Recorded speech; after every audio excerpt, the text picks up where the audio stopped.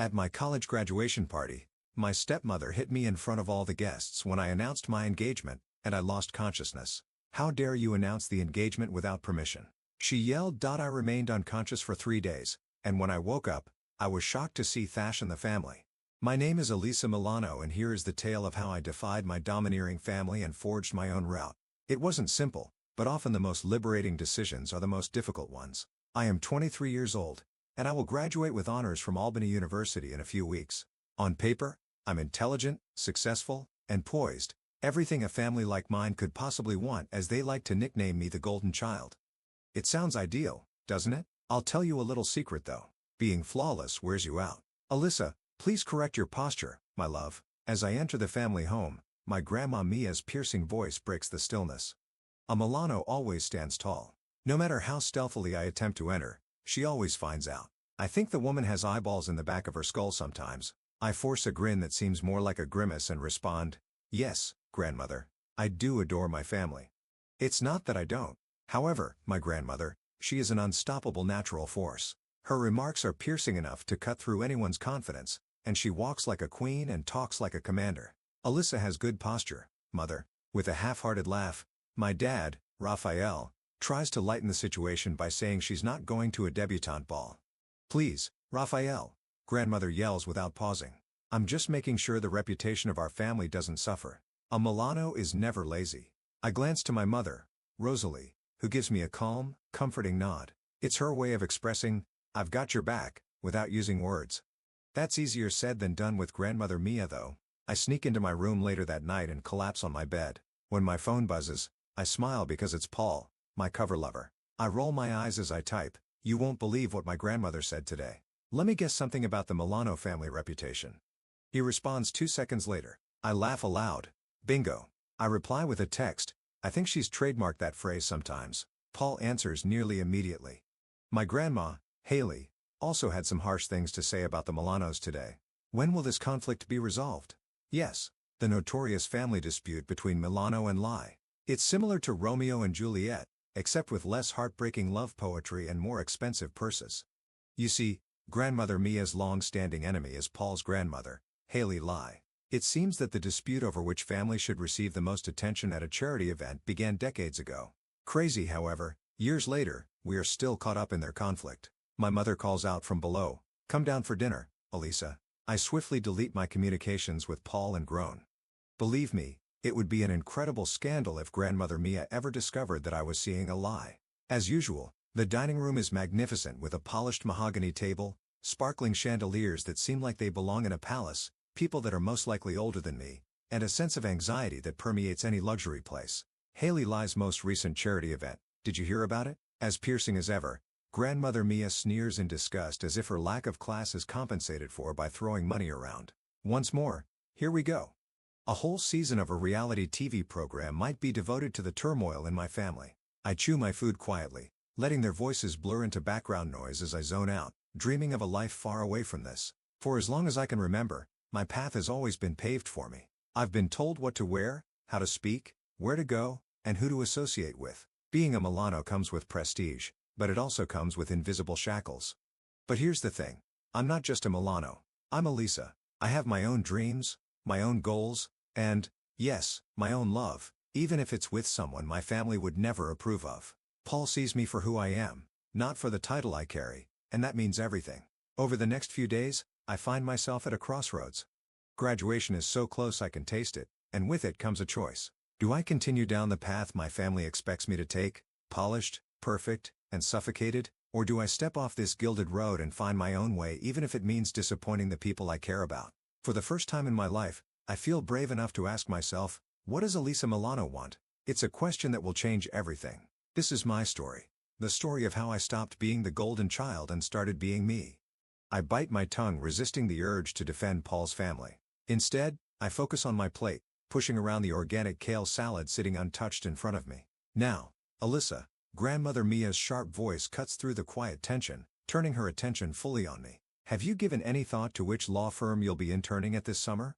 I've spoken to Aidan Gillan, and he's more than willing to put a good word for you at his son's firm." I pause, my heart racing, but gather every ounce of courage I can muster. "Actually, grandmother, I begin, my voice shaky but determined. I've been thinking about taking a different path after graduation, maybe exploring non-profit work. The silence that follows is deafening. It feels as though I've just announced I'm running away to join a traveling circus. Non-profits. Grandmother's voice is dangerously low, dripping with disapproval. Alyssa, dear, Milanos do not do non-profit. We lead, we succeed, we dominate. Her words land like heavy stones, each one designed to crush my resolve. I feel my courage waver under her piercing gaze. But then I think of Paul and the life I want. A life where I decide who I am and what I do, not one that's been mapped out for me since birth. I understand, grandmother, I reply, my voice surprisingly steady, but I believe there are many ways to lead and succeed. I'd like the chance to find my own path. The tension in the room is suffocating. My parents exchange worried glances, caught between wanting to support me and fearing the consequences of standing up to grandmother Mia. That night, as I lay in bed, my mind races. I know I'm walking a fine line between the life that's expected of me and the one I actually want, but for the first time, I feel ready to stand up for myself no matter the consequences. The next day, the Grand Hall at Chili's Grill and Bar is a whirlwind of activity. Crystal glasses clink as Albany's elites celebrate my graduation. Servers glide through the crowd with trays of champagne. I stand in the center of it all, forcing a smile as yet another one of grandmother's friends congratulates me. Alyssa, darling, come here for a moment. Grandmother Mia calls, her voice effortlessly commanding attention. Excuse me, I say politely to the woman I've been speaking with.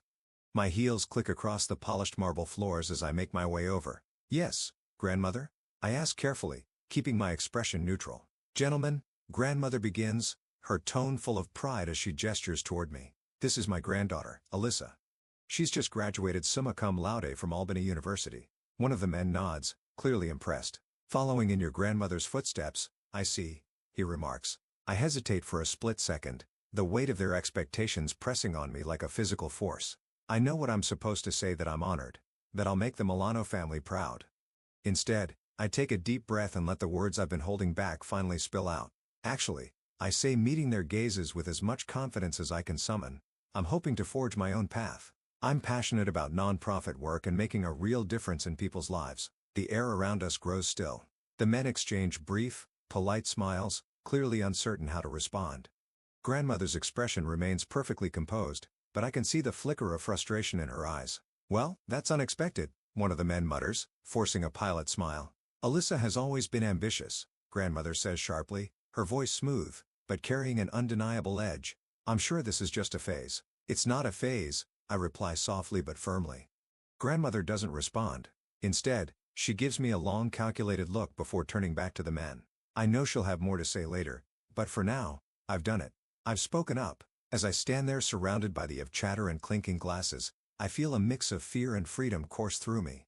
This won't be easy. Disappointing grandmother never is. But for the first time, I know I'm on the right path. My path. The room falls into a strange silence as I step away from grandmother and toward the center of the hall. My heels click against the marble floor, echoing like thunder in my ears. Everyone, I call out, my voice rising above the murmur of chatter. May I have your attention, please? Slowly, the room quiets and all eyes turn to me. My heart pounds so hard it feels like it might burst, but I take a deep breath and stand tall. Thank you all for coming to celebrate my graduation. I begin, forcing a small smile. But tonight, there's something else I'd like to celebrate. Out of the corner of my eye, I see grandmother Mia pushing through the crowd, her face contorted in confusion. The first crack in her otherwise flawless armor. I'm engaged, I announce, my voice ringing out clear and strong, to Paul. The room froze, time itself seemingly suspended for a long breathless moment. No one moved. No one spoke. Then, almost on cue, Paul stepped forward from across the room. He moved confidently, his presence grounding me. He reached for my hand, his warm smile reassuring. It's true, he said, his voice calm and steady. He looked at me with such affection it made my heart swell. We're in love. The crowd erupted into a chorus of shocked whispers and gasps. Lie? As in Haley L's grandson, I heard someone mutter. But the feud? The Milanos and the L's hate each other. Another voice whispered in disbelief. Fragments of conversation swirled around me, but I tuned them all out. My focus remained on Paul and on the promise of the life we wanted to build together. Confrontation. Then I saw her. Grandmother Mia. Her face was a mask of fury unlike anything I had ever seen before. She shoved past the last few people in her way and stopped just inches from me, her eyes blazing with rage. How dare you? She hissed, her voice low and sharp enough to cut glass. "How dare you embarrass me like this in front of everyone?" "Grandmother, I tried to explain, but she didn't give me a chance." Without warning, her hand lashed out, striking me across the face so hard I stumbled backward. Gasps rippled through the crowd as the world spun and darkened around me. My knees buckled, and then everything went black. Awakening. When I came to, I was lying on the floor, my head cradled in Paul's lap. His worried face swam into focus as the sounds of chaos filled the room. People were shouting, some rushing out in a flurry, while my parents desperately tried to calm things down. "Alyssa, can you hear me?" Paul's voice was tight with concern as he looked down at me. I blinked, my head throbbing. "What happened?" I mumbled, trying to sit up. Paul gently held me still. "Don't move. Your grandmother, she hit you. You blacked out for a few minutes. We're taking you to the hospital." I nodded weakly, my mind swimming as the events replayed in my head. My father appeared on my other side, his face pale with worry. Together, they carefully helped me to my feet. My cheek burned and I winced at the pain, but I stood as tall as I could. The room was still in disarray, whispers and judgmental glances flying everywhere. Yet, as Paul wrapped his arm around me protectively and led me toward the door, I felt something I hadn't felt in a long time. Freedom. A turning point. I knew this moment would change everything for my family, for me, and for Paul. But for the first time in my life, I was ready to face it because this time, I was standing up, not as a Milano, not as my grandmother's puppet, but as Elisa, and I would never look back. I saw my grandmother standing off to the side, her face cold and indifferent. There was no anger, no sadness, just an icy detachment that cut deeper than any words she could say. "Mother, how could you?" My father's voice trembled with fury as he confronted her. "She's your granddaughter." Grandmother Mia's lips curled into a faint dismissive smile. "She made her choice," she said coolly. Then her tone turned steely, each word sharper than the last. "She's no granddaughter of mine." Those words hit me harder than the slap that sent me to the ground. Reflection. As I was led toward the waiting ambulance, I couldn't help but wonder, was this the price of standing up for myself? And if it was I ready to pay it? When I woke up, I was in a sterile hospital room. The scent of disinfectant filled my nose and the soft beeping of machines echoed nearby. My head pounded and, for a moment, I couldn't remember why I was there. Then, like a floodgate opening, it all came rushing back. The party, the announcement, grandmother's fury. "Elisa, you're awake." Paul's voice broke through my daze filled with relief. He was sitting by my bedside, dark circles shadowing his eyes as though he hadn't slept in days. Moving forward, over the next few weeks, I faced some of the hardest moments of my life. I moved out of the family home, packing up my things while ignoring my grandmother's threats and guilt trips. She thought I'd break that I'd come crawling back, but I didn't. I accepted a job offer in San Antonio, a position with a non-profit organization. I had been too afraid to consider it before. The opportunity had always been there waiting, but I'd let fear and family expectations hold me back. Not anymore. It wasn't easy starting over. It never is. But as the days passed, I began to feel something I hadn't felt in a long time. Freedom. Paul was by my side every step of the way. He helped me find a small apartment in the city just big enough to feel like home, and he offered unwavering support when the nightmares came. Because they did come. Flashes of that night. My grandmother's furious face, the sharp sting of her hand, the cold finality of her words. "Maybe I should see someone," I admitted to Paul one night after waking up drenched in sweat. He sat beside me, his hand gently rubbing my back as I tried to catch my breath. "You should," he said softly, his voice full of love and understanding. "There's no shame in getting help, Alyssa. What you've been through, it's a lot." I nodded, tears pricking at the corners of my eyes. For so long, I'd carried the weight of being a Milano, of being perfect, but now I was ready to let that weight go. In the months that followed, I found myself again.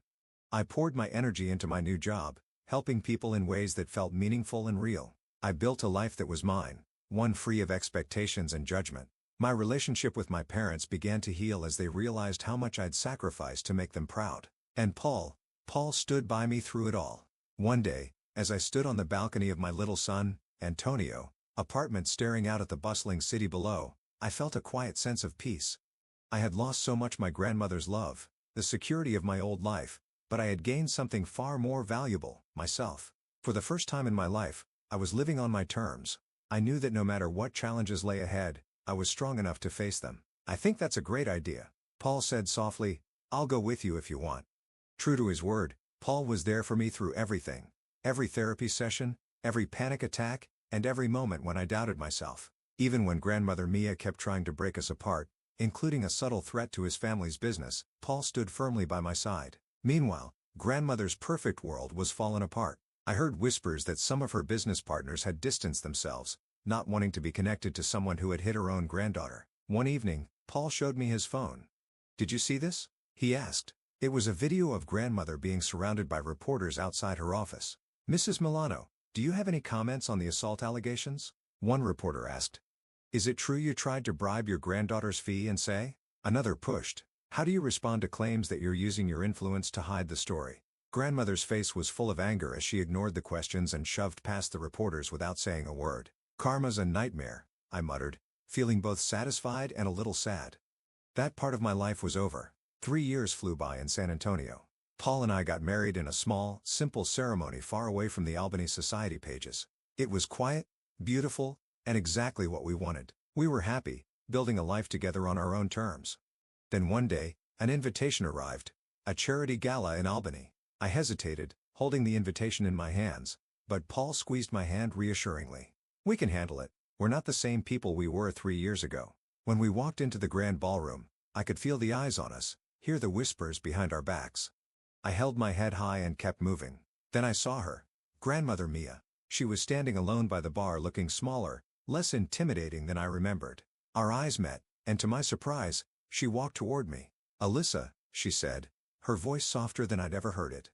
It lacked its usual confidence and power. "I'm glad you came, Grandmother," I replied coolly. She glanced around nervously as if checking who was watching. "I was hoping we could talk. I want to apologize for what happened. I reacted poorly, and I'm sorry." I froze, shocked. An apology from Mia Milano. I never thought I'd hear those words, but when I looked into her eyes, I saw no real regret, only desperation. "I appreciate the sentiment," I said calmly, "but I'm afraid it's too little, too late." Her face fell. "But we're family," she said quickly, almost pleading. "Surely, we can move past this." I shook my head, my voice steady. "Some actions are unforgivable, Grandmother. That night, you showed me exactly who you are, and I believe you." Her shoulders slumped, and for the first time, she looked truly defeated. As we stood there, I began to learn just how far she'd fallen. Her company had lost major contracts. Several employees had come forward with lawsuits accusing her of years of mistreatment and abuse. Her social circle, the very people she once ruled over, had abandoned her. Many of them had even sided with Haley Leary, her lifelong rival. Grandmother Mia, once untouchable, was now alone. As I turned to leave, Paul took my hand, and we walked away together.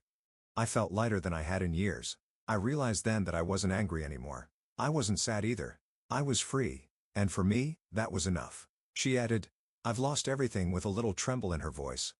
I could still feel the wrath I knew so well. "And for what purpose?" "Because you are unable to carry out my plan for you." It was there. The mask came off, revealing the same Mia once again. "No, Grandmother," I said, maintaining a steady and composed tone. "Your own actions caused you to lose everything. Seeing others as nothing more than puppets in your game, your harshness, and your urge to rule everyone, you are now facing the repercussions of the decisions you made." For once, she was unable to speak as she gazed at me. I inhaled and carried on. "I've moved on," I firmly informed her. "I am surrounded by people who genuinely care about me. I am successful, and I am happy. You and your approval are no longer necessary for me." I turned and left after saying that. I didn't turn around. Mia Milano stood there by alone, vestige of a world that had vanished, a ghost of the strong woman she had once been. What are your thoughts? Does family toxicity reach a point where it can no longer be tolerated? At what point in the narrative would you have left Mia? Or do you believe that everyone is worthy of another chance? Leave a comment below with your opinions. Others experiencing similar circumstances could benefit from your viewpoint.